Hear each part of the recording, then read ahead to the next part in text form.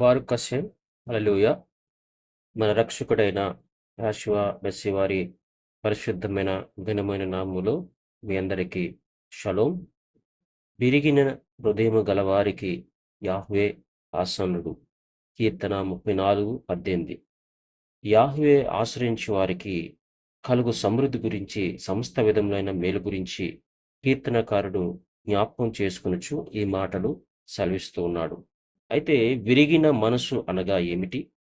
చేసిన పాపం నిమిత్తము నిజమైన ప్రాయశ్చిత్తము, లేకపోతే నిజమైన పశ్చాత్తాపము కలిగి ఉంటాం. రెండవది వినయ మనసు కలిగి ఉండటం. మూడవది దేవుని తట్టు తిరగటం.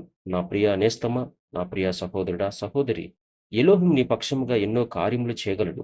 అయితే వాటిని పొందుటకు నీవు ప్రార్థన, మొరపెట్టడం, తండ్రిని అడగటం, వేడుకోవటం, అభ్యాసం చేయటం, ఇవన్నీ కూడా మన జీవితంలో జరిగించాలి. అప్పుడు మనము చేయవలసిన పని సంపూర్ణంగా చేసినప్పుడు తండ్రి యొక్క ఆశీర్వాదాలు మనం పొందుకుంటాం. అయితే చేయవలసిన పనిని మనం చేయకుండా తండ్రి యొక్క దీవెనలు మనము పొందలేము. గనుక నేడు నీవు